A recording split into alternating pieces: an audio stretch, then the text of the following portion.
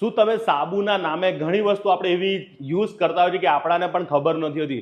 હવે સાબુમાં પણ નોનવેજ આવતા હોય છે. આ વાત મને આજે જ્યારે એક જગ્યાએ મુલાકાત માટે ગયો, મોરબીથી સ્પેશિયલ સુરત આવ્યો છું. પહેલા તો જય સ્વામિનારાયણ. જય સ્વામિનારાયણ. તમે પહેલા સત્સંગી છો. નોનવેજ તો દૂર દૂરની વાત છે કે તમે ક્યાંય ખાતા જ ના હોય કે અડતાય ના હોય. બરાબર. તો આ સાબુમાં નોનવેજ આવે, સાચી વાત છે? હા, આવે. કેવી રીતે? પહેલા તો જય સ્વામિનારાયણ. જય સ્વામિનારાયણ. હવે તમારું નામ ને થોડો પરિચય આપી દેજો. હું અમિત પાલડિયા કંપનીને રિપ્રેઝેન્ટ કરું છું, અક્ષર બાયોવિધિકને. અને અમે all type of cosmetic product manufacturing કરીએ છીએ. Hair care, skin care, personal care, આ ત્રણેય પ્રકારની પ્રોડક્ટ અમે બનાવીએ છીએ. તમે પહેલા સત્સંગી છો. નોનવેજ તો દૂર દૂરની વાત છે કે તમે ક્યાંય ખાતા જ ના હોય કે અડતાય ના હોય. બરાબર. તો આ સાબુમાં નોનવેજ આવે, સાચી વાત છે? હા, આવે. કેવી રીતે? એમાં એવું છે કે સાબુના ગ્રેડ હોય છે કે સાબુ એના ગ્રેડ દ્વારા ઓળખાણ થાય છે. ઈ કેવી રીતે? હવે આ તમારો સાબુ તમને છે. હું બતાવું છું. આ અમારો સાબુ છે. આમાં લખ્યું છે કે ગ્રેડ 1 TFM 76 TFM છે. એટલે ફર્સ્ટ ગ્રેડ કહેવાય.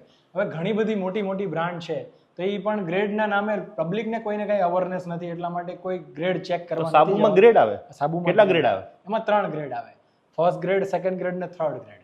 તો મોટી મોટી મારે નામ નથી આપવું કે જે જાહેરાતો જોઈએ છે, તો એ બધા સાબુ કેવા આવતા? ભ્રામક થઈ જાવ તમે કે એની એડવર્ટાઇઝ એ પ્રકારની હોય ને એટલે તમને લેવા મોહી લે, પણ એની બેક સાઈડ તમે જોશો ને તો એમાં સેકન્ડ ગ્રેડ આવશે ને થર્ડ ગ્રેડ આવશે. ઘણી બધી એવી બ્રાન્ડ છે કે જે સસ્તા સાબુ વેચી રહી છે અને એના ટેગ જોશો બેક એન્ડ સાઈડમાં તો તમને સેકન્ડ ગ્રેડ જોવા મળશે, થર્ડ ગ્રેડ જોવા મળશે. તો એ નોનવેજ પ્રોડક્ટની અંદર એવું હોય છે કે સસ્તી પ્રોડક્ટ એટલે અડધા ભાવ સુધી ખેંચી આવે એવી પ્રોડક્ટ બની શકે એના. તો ઈ કેવી રીતે? એમાં પ્રાણીજન્ય ચરબી નાખે તો એમાં આ વસ્તુ પોસિબલ છે. એવું નાખવાનું કારણ શું? એવું કોણ કરે? મેઇન કેવું છે કે ઘણા બધા વર્ગ એવો છે કે એને સસ્તી પ્રોડક્ટ જોઈએ છે. અચ્છા. તો સસ્તી પ્રોડક્ટ લેવાના ચક્કરમાં પોતે વસ્તુ છે ને એ બહુ હલકી ગુણવત્તાવાળી લઈ રહ્યા છે.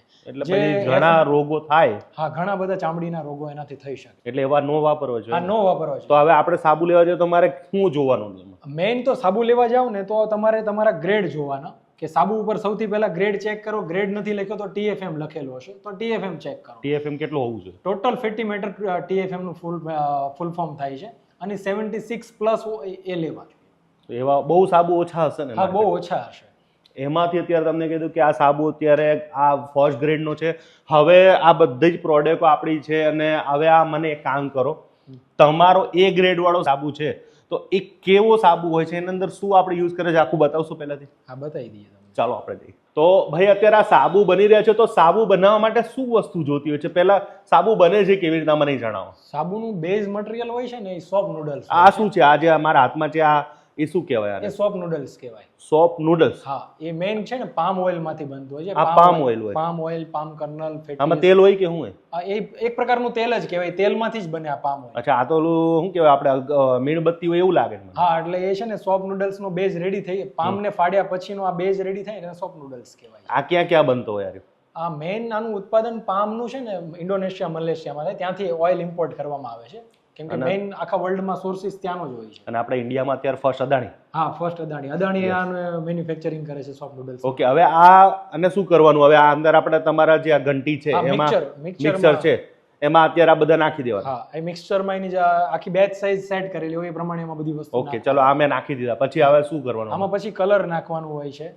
પછી એની બેક એન્ડ સાઈડ જોવા જઈએ તો EDT અને BHT ને એ બધું જતું હોય છે.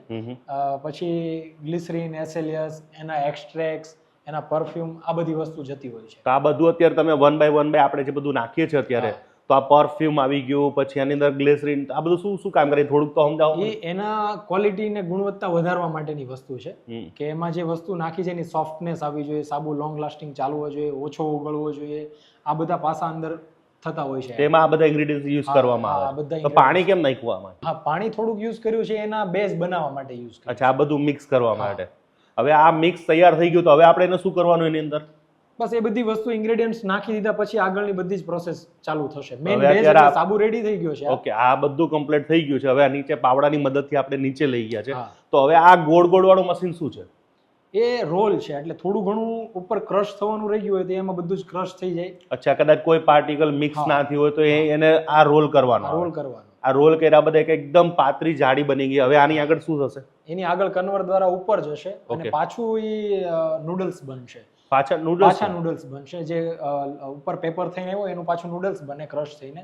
પાછું નીચે જશે, પાછા નૂડલ્સ કેમ બનાવવાના? આ તો આખો આખો એટલે બેઝ બનાવવા માટે, એટલે એનો બાઇન્ડિંગ આવો જોઈએ. એ બાઇન્ડિંગ અલગ અલગ પ્રોસેસ દ્વારા બાઇન્ડિંગ. એટલે બધું એકી સાથે એક વસ્તુ પાર્ટિકલ મિક્સ થવા જોઈએ. હા, આ મિક્સ થઈ ગયા અને રોલ બની. હવે એ રોલ થઈ ગયા પછી આગળ કન્વર દ્વારા ઉપર જશે. પછી એક આ બિસ્કિટ જેવા બન્યા, એ શું થયું?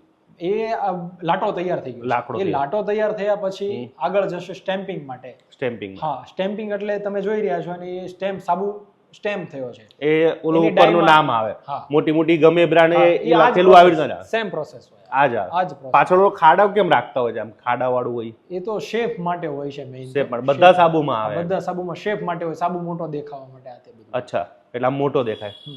હવે એના પછી હવે આપણે શું કરવાનું? હવે આ પેકિંગ થઈ ગયું, હવે પછી શું થશે એનું? પેકિંગ થયા પછી તો પાર્ટીને મોકલવા માટે રેડી થઈ ગયું. આખા બધા પેકિંગ એક કરીને પછી આમાં તમે કદાચ કોઈ ખરાબ સાબુ કે તૂટેલો QC ચેક થાય તો ગ્રેડિંગ પણ કરતા હશો ને તમે? QC ચેક થાય એના પછી આગળ જશે આમાં. ઓકે, હવે આ સાબુ પછી હવે આગળ ગયા, હવે આખું પેકિંગ કરીને તૈયાર. હા, તૈયાર. તો તમે જે જોયું કે મને તો પસીનો ચડી ગયો આ બધી વસ્તુ જોતા. અને એના સિવાય બીજી પણ આપણે ઘણી બધી વસ્તુ એ બનાવતા હોય છે ને? હા, shampoo, hair oil, hair serum, hair spa, એટલે પ્રોફેશનલ લાઇનની બધી જ વસ્તુ, સલૂન બેઝની બધી જ વસ્તુ આપણે અહીંયા જ બનેલી છે. આ બધી જ વસ્તુ અહીંયા બને છે. હેર સિરમ છે, હેર સ્પા છે, કેરાટિન સ્મૂથનિંગ સ્ટ્રેટનિંગ શેમ્પુ છે, બીજા અલગ અલગ પ્રકારના શેમ્પુ છે, હેર ઓઇલ છે, શાવર જેલ છે, ફેસ વોશ છે. પછી આ છે આપણે હેર રિમૂવલ પાવડર છે, હર્બલ પાવડર છે, જે પેનલેસ છે. આપણા હાથ પગ ઉપર જે આપણને વાળ નથી ગમતા એ વાળને રિમૂવ કરવા માટેનો આ પેસ્ટ બનાવીને લગાડી દેવાનો, એટલે પછી સીધી રિમૂવ થઈ જાય. રિમૂવ થઈ જશે. તો પછી આની આડઅસર ના થાય? ફોડકા ફોડકા ના થાય? કોઈ હાર્મફુલ કેમિકલ આમાં છે જ નહીં. પ્યોર હર્બલ છે આ વસ્તુ. આમાં લખેલું છે હર્બલ છે. હર્બલ છે એટલે એ ટૂંકમાં ફોડકી કે એવું લાલ થઈ જેવું કઈ ના? કઈ જ નહીં. કે આપણે કઈ કઈ કંપનીના જોબ વર્ક કરતા હોય છે? આપણે જોબ વર્ક કરીએ છીએ. વાસુ હેલ્થ કેર છે, નિકિર હેલ્થ કેર છે, રોહન હર્બલ છે, જાસ પરફ્યુમ છે, SPF Sons and private limited છે, વોરેલી લેબોરેટરીઝ છે. આવી ઘણી બધી કંપનીઓના કામ કરીએ છીએ આપણે. તમને આવું કેવી રીતે વિચારો? પહેલા શું કરતા હતા તમે? તો આ બધું આ લાઈનમાં તમે કેવી રીતના આવ્યા? આ ફેક્ટરીના ફાઉન્ડર છે ને મારા પપ્પા છે. અચ્છા, મારા ફાધર છે. આવો આવો, મને એ જણાવો કે આ ધંધો આપણે કેવી રીતના ચાલુ છે? પહેલા તમે શું કરતા હતા ને પછી આ ધંધો કેવી રીતના આપણા હાથમાં આવ્યો? હું તો ડાયમંડમાં એક હીરાગસ. હા, ડાયમંડમાં ના કારખાનું ચલાવતો હતો. તમારું પોતાનું જ કારખાનું? હા, પોતાનું. પણ એમાં જે એ વખતે કંઈક નુકસાન, એટલે મતલબ મંદી આવી. ભાવનગરની અંદર પેલા ભાવનગર હતા ને તમે? હા, ભાવનગર. તો ત્યાં મંદી આવી. હા, હીરામાં. પછી આવ્યો વિચાર આવ્યો એક બે જણા મિત્રો સાથે જોડીને કે ભાઈ આવું કંઈક નવું કરવું છે. તો એટલે પછી આપણે શોપનું પહેલા ચાલુ કર્યું. એ તો તમારા આ ડાયમંડ ને શોપ તો આખી વસ્તુ જ અલગ હતી. પણ એ મિત્રો હતા, એમને નામ આપો તમારા મિત્રનું. આજે નામ તો યાદ રાખવા જ જોઈએ. બોમ્બે છે નામ તો. હા, હર્ષિલ કરીને છે એક. હા, એમને બધું આ લાઈનનું હતું, અનુભવ. હા, અનુભવ હતો. એટલે પછી આપણે એમની જોડે કન્વિન્સ થયા અને આપણે બરોડામાં ફેક્ટરી નાખી. પછી અહીંયા શિફ્ટ કરી હમણાં 2017-18માં. આ તો તમે શોર્ટમાં બધું કહી દીધું, તમારી આખી જિંદગીની કહાની.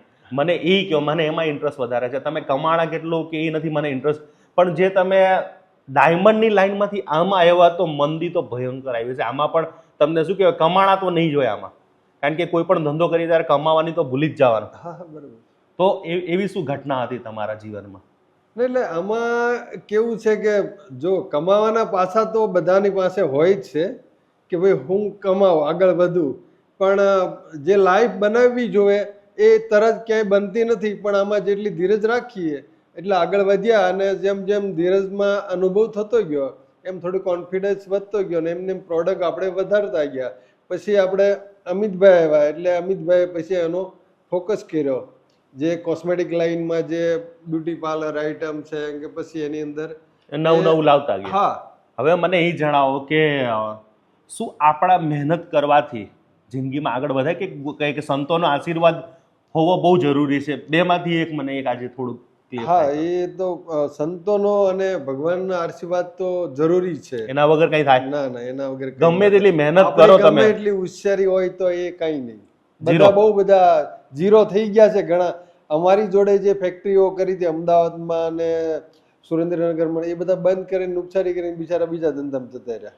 તો તમારા જીવનમાં શું એવી ઘટના ઘટી હતી કે તમે આખી જિંદગી હજુ પણ યાદ રાખો છો? એ બસ મહાપુરુષ અને અમારા ગુરુ છે પ્રમુખ સ્વામી મહંત સ્વામી મહારાજ, એમના જે એમની આજ્ઞામાં અમે રહીને જે કંઈ કરીએ છીએ એ કરીએ છીએ. અને એમના આશીર્વાદ હારી અને ગયા મહેનત હતા તમે હારી ગયા હતા હા હારી ગયા ત્યારે સ્વામી તમને પ્રમુખ સ્વામી મહારાજ તમે મળ્યા હતા ને હતા. હા તો પ્રમુખ સ્વામી મહારાજે કઈ કીધું હતું તમને હા એટલે એમને કીધું હતું કે ભાઈ ધીરજ રાખ, બધું થઈ જશે, આશીર્વાદ છે, આપણું કામ થશે. આમાં કેવું છે કે કોઈ બી માણસ છે ને ધીરજ રાખે અને એમને વિશ્વાસ હોય એમના ગુરુ પ્રત્યે કે મારા ગુરુ તો પ્રમુખ સ્વામી ને મહંત સ્વામી છે, સર કોઈ બી હોય, બધાના ગુરુ દુનિયાના કોઈ પણ ગુરુ હા, તમે માનો. બધાને ગુરુ તો જરૂરી છે. ગુરુ વગર ગુરુ વિના ભગવાન જ્ઞાન પાસે ભગવાન પાસે જવાતું નથી. પણ ગુરુ હોય તો એમની જે આશીર્વાદ હોય અને એમના જે આજ્ઞામાં આપણે વર્તીએ તો જરૂર આપણે સફળ થાય. આજે તમારા આ સાબુ મોટી મોટી કંપનીઓ આપણી સાથે જોબ વર્ક કરેલું છે, તો આજે સંતોના આશીર્વાદના વચન આજે સત્ય પડ્યા કે ભાઈ જે સંતોએ કીધું કે ધીરજ રાખો, એટલે ધીરજના ફળ હંમેશા મીઠા જ હોય છે. હા એટલે સંતોની આજ્ઞા હંમેશા માનવી કે એ જે એમને તો બધું દિવાલ પાછળનું દેખાતું હોય હા હા કે બરાબર. તમારો બેડો પાર જ છે, તમે ચિંતા નહીં કરો. એ સત્ય વાત છે ને, ના ના સાચું. આ બધું સંતોની જ કૃપા ને. હા હા ચોક્કસ. અને જો તમારે પણ કદાચ જો આવા સાબુ કે અથવા તમે કોઈ પ્રોડક્ટ યુઝ કરતા હોય અને તમારે મલ્ટી કદાચ એવું થાય કે ભાઈ મારે હજુ બલ્કમાં પ્રોડક્ટ બનાવવી છે અને મારી પ્રોડક્ટ સિક્યોર રહે અને એના ફોર્મ્યુલા કોઈ બીજા પાસે પણ ઓલું ન થાય, અને એના માટે તમારે આમની સાથે સંપર્ક કરવાનો છે. ચોક્કસથી તમે સ્ક્રીન ઉપર આપેલ નંબર પર ફોન કરજો, બધી જ માહિતી આપી દેશે. અને બીજું કે આ બધી વસ્તુ તમારે બહેનોએ જો કદાચ ઘર બેઠા પણ પ્રોડક્ટ કરવી હોય, વેચવું હોય, તો એમાં સારું એવું અર્નિંગ કરી શકશો, કારણ કે થોડાક રોકાણની અંદર તમે આ બધી વસ્તુ વેચી શકશો અને ગેરંટી વાળી વસ્તુ છે. 100%. કોઈ એવું નહીં કે આપણા લોકલ વસ્તુ છે તો લોકલ વસ્તુ સસ્તી આવે નહીં. કે ખરાબ આવે, તમે એમાં જોઈ શકો છો કે બ્રાન્ડિંગ થી લઈને ક્વોલિટી સુધી દરેક વસ્તુનું ધ્યાન રાખવામાં બધું જ ધ્યાન રાખવામાં આવ્યું. એટલે એવું નથી કે ખાલી કપડાં છે, અંદરનું મટીરિયલ પણ એટલા સ્ટાન્ડર્ડ લેવલનું છે. એ તો કસ્ટમર પોતે છે ને યુઝ કરશે એટલે એને feel ત્યારે થશે. ખ્યાલ આવી જશે. તો વધારે માહિતી જોતી તો સ્ક્રીન ઉપર આપેલ નંબર ફોન કરજો. આજનો વિડીયો પૂરો કરીશ. મળીશ પાછા નવા વિડીયો સાથે નવી મોજ સાથે. મળશું મેળે ખેડે, મળશું ગામગીરી મળી. આ મેકરણ તે દી આ ધરતી તકની હરિમ તસ્ય જય માતાજી. કાલ નવા વિડીયો સુધી મળી રહ્યા તો જોવાનું ભૂલતા નહીં. અને જય સ્વામિનારાયણ. જય સ્વામિનારાયણ. બાકી આ સંતોના આશીર્વાદને જે કહેવાય ને કે હોય તો બેડો પાર જ હોય. કમ્પ્લીટ બેડો પાર થઈ જાય. સાચી વાત છે ને? 100% સાચી વાત છે.